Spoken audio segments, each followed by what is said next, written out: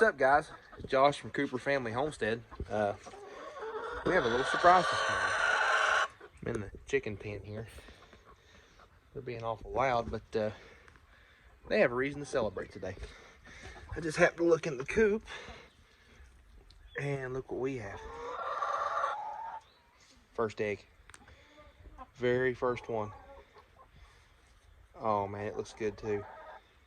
It's good and strong shell. Awesome. First egg. This is so great.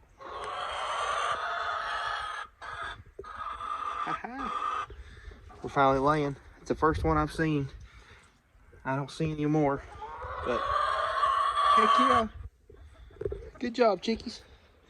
She's been relatively loud. I don't wonder if she did it. She's been really loud. Probably proud of her work. She did a good job. One of the chickies did it anyway. Heck yeah. Eggs. I'm so excited. This shouldn't be this exciting, but it is.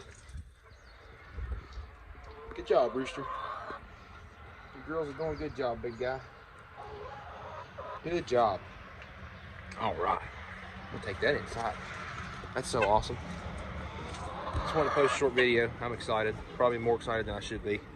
But I was out here feeding the animals when I got home and stuff.